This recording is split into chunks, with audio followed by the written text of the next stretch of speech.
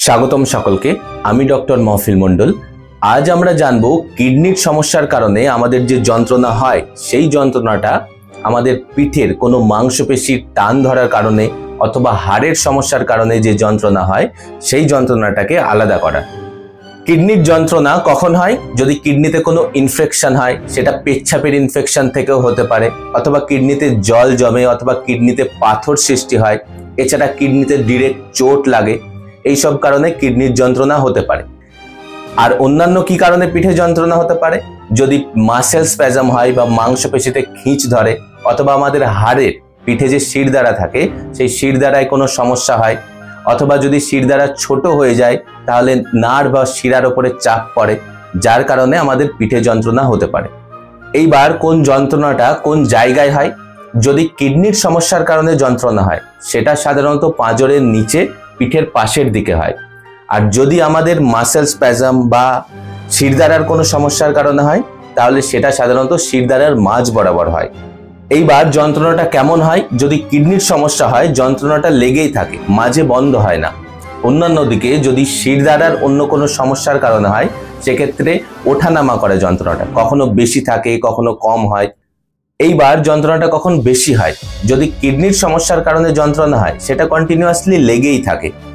কিন্তু যদি আমাদের পিঠে অন্যান্য সমস্যার কারণে হয় তাহলে কিন্তু যন্ত্রণাটা ওঠানামা করে। হয়তো পজিশন চেঞ্জ করলে বেশি হতে পারে অথবা কম হতে পারে। যেমন কারোর ক্ষেত্রে বসে থাকলে যন্ত্রণা বেশি হয় অথবা ঝুঁকে থাকলে বেশি হয়, কারোর আবার হয়তো শুয়ে থাকলে যন্ত্রণা কমে যায়। এরকম ভাবে পজিশন চেঞ্জের সাথে যদি যন্ত্রণা ওঠানামা করে তাহলে সেটা শিরদাঁড়ার বা মাংসপেশির সমস্যার কারণে হতে পারে। এবার হচ্ছে পেচ্ছাপের সমস্যা। কিডনির যদি যন্ত্রণা হয় সেক্ষেত্রে পেচ্ছাপের সমস্যা থাকার সম্ভাবনা অনেক বেশি। বিশেষ করে ইউটিআই বা ইউরিনারি ট্র্যাক্ট ইনফেকশন হওয়ার সম্ভাবনা অনেক বেশি। এক্ষেত্রে হচ্ছে পেচ্ছাপে জ্বালা জ্বালা ভাব বা বারবার ঘন ঘন পেচ্ছাপও হতে পারে। অন্যদিকে যদি মাংসপেশি বা শিরদাঁড়ার সমস্যার কারণে যন্ত্রণা হয় সেক্ষেত্রে সাধারণত পেচ্ছাপের সমস্যা রিলেটেড থাকে না। এইবার যন্ত্রণার সাথে সাথে অন্যান্য কি লক্ষণ দেখা দিতে পারে? যদি কিডনির সমস্যা থাকে তাহলে বমি বমি ভাব হতে পারে বা বমিও হতে পারে, জ্বর আসতে পারে, এছাড়া হাত পা ফুলে যেতে পারে। অন্যদিকে যদি মাংসপেশির সমস্যা বা শিরদাঁড়ার সমস্যার কারণে হয় সেক্ষেত্রে হচ্ছে পিঠে অতিরিক্ত টান ভাব থাকতে পারে, এছাড়া হাত পা ঝিনঝিন করতে পারে। এবার যদি আমরা অনুমান করতে পারি যে আমাদের হয়তো কিডনির সমস্যার কারণে যন্ত্রণা হচ্ছে তাহলে সেক্ষেত্রে কি কি টেস্ট করা হয়? সবার প্রথম কিছু ব্লাড টেস্ট, যেমন হচ্ছে ইউরিয়া, ক্রিয়েটিনিন, এছাড়া আরো অনেক ব্লাড টেস্ট করা হয়।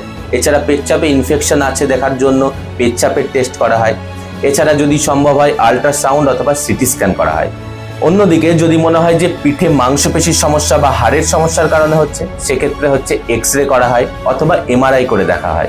এইভাবে প্রথমে বিভিন্ন লক্ষণগুলো দেখে তারপরে বিভিন্ন টেস্টের মাধ্যমে আমরা পিঠের যন্ত্রণাটাকে কিডনির সমস্যার কারণে হচ্ছে না মাংসপেশি বা হাড়ের সমস্যার কারণে হচ্ছে সেটাকে আলাদা করি। পিঠের যন্ত্রণা বা ব্যাক পেন নিয়ে আজকের ভিডিও এই পর্যন্তই। সকলে ভালো এবং সুস্থ থাকবেন। ভিডিওটি ভালো এবং ইনফরমেটিভ লাগলে অবশ্যই লাইক, শেয়ার, সাবস্ক্রাইব এবং কমেন্ট করবেন। অনেক অনেক ধন্যবাদ।